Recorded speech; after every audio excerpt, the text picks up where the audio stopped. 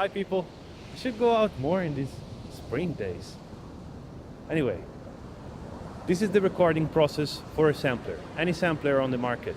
I will use the one of Ableton since it's more accessible. But up to you, you can use Contact or whatever freeware on Windows that people use. But next week I will upload a full video about the sampler itself. Just watch it, subscribe.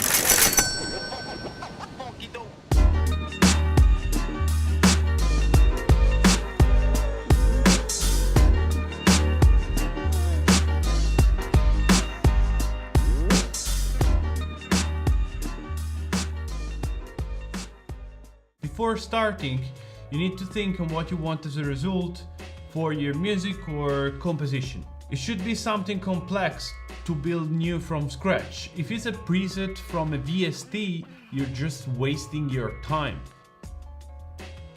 By the way, use headphones. I choose this piano because it's old, broken and untuned. And what about this reverb? Reverb! Let's dig into record. Just place the microphone correctly. We're using amazing audio techniques. Then play the instrument as a stupid kid, but precisely.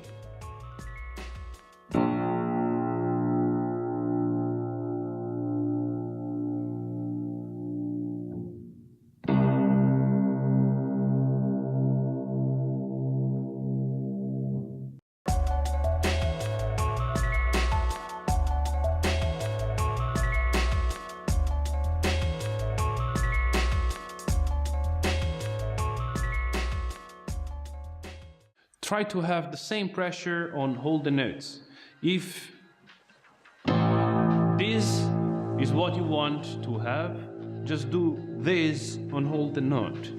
If the instruments have MIDI, such as these do, you can actually just make a new MIDI channel in your DAW, place the notes as you want, leave some space between them so it's easier to chop them, and just record them. You can record them together to save some time.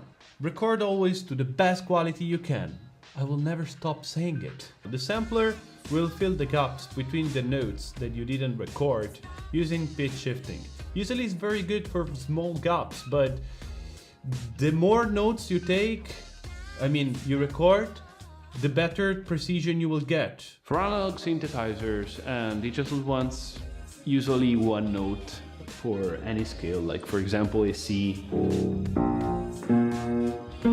In every scale it will be perfect, even okay, but for acoustic instruments I suggest to record everything you can, so especially if it's a rare instrument. Like this piano, for example, it's very untuned and it's some kind of broken, so every note sounds kind of the same. So I want to tune them, but I want to keep these feelings to be weird. So I will record all the white keys. Sustain is something you should keep in mind. If you have like an instrument like a pad or a lead or whatever violin that it needs a long sustain, you have a loop option in the sampler, but it's very time consuming. So keep in mind that sometimes if you record a long note, it's easier, so even if the file will be kind of bigger, you will have a more sustained note that you don't need to loop. The more you record, the longer the file is, the bigger the file will be. If you record, for example, 96 kilohertz for an hour, will be 2 GB of audio. And it's a lot. Don't forget to chop them. That's why the chopping process in the end of the video, it's very important. Now that we have the recording, we are pretty much ready to make layering. Before to layer the instruments, it's important that if you want something that affects only on one instrument, for example tuning, cueing, saturation, whatever, just add it now and then print the audio in a new track by add a new track and record the audio back there, or just export the audio with Command-Shift-R and then import it in a new track and you will get the effect you want printed on it. Then use markers. And you have to place the markers mostly by hand. Don't trust too much Ableton suggestion. It's better to place the audio when the waveforms start at 0 than to have that small gap. If you leave a small gap, you will have a pop in the audio in the end of the files or at the start of the file. If you don't want to waste too much of your time, you can use the Ableton suggestion as well and clip a bit the audio and then play with the attack, and you will solve the problem. But if you're layering, the attack will affect also the other instrument, and that's not what you want. So just place the audio at 0. You can just solve it there. In the bass, for example, the suggested marker placement was perfect, just at 0. So just press Command U and Nice. when you're done with this nightmare, just right click on the file, audio file, and just select slice in a new MIDI track and sampler, whatever. They're just few parameters away from default. So ta-da, you have everything in the sampler. Just remove whatever effect is on it and you will have it new from scratch. The name of the files now are pretty anonymous. If you click on zone, you will have slice 1 to whatever note you played, and it's not nice. We should keep them in a nice way with instrument name and note that we play. For example, I started in A-1 and I will call the first note piano, that is the piano instrument, A-1.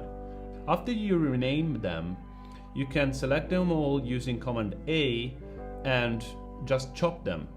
You can find all the chopped file in the folder processed inside the project that you hopefully saved. And if you don't, just save it now.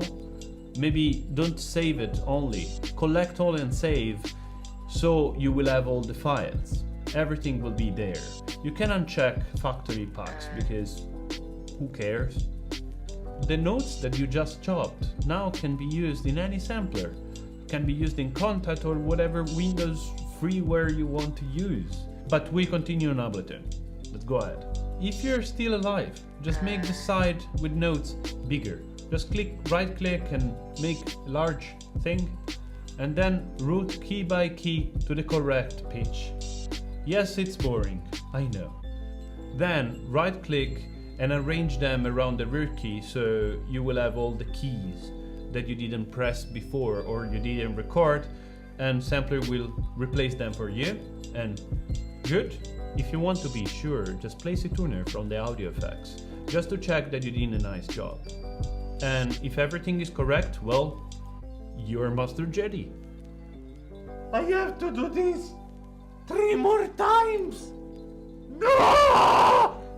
If you want to layer, well, you can just select all the slices and drag them into one sampler only. And you will have an instrument that can be many instruments, can be even a nuclear weapon, I don't know. It's very long. It's very long because chopping, renaming, routing, chopping, renaming, routing, everything on that page, it's slice bait. By that I mean, if you want to change the volume only on one slice, you can just do it by selecting the slice you want to change the volume. As well, if you select all of them, you can affect whatever is in this page to all of the selected slices. After you did everything for this, you just like put your soul into the sampler, collect all and save again. Why? Because if you lost something, you will shoot yourself. So just do it.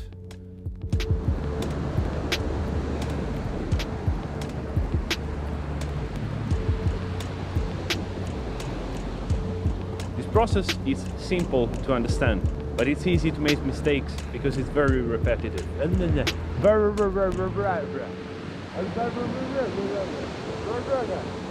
Bah!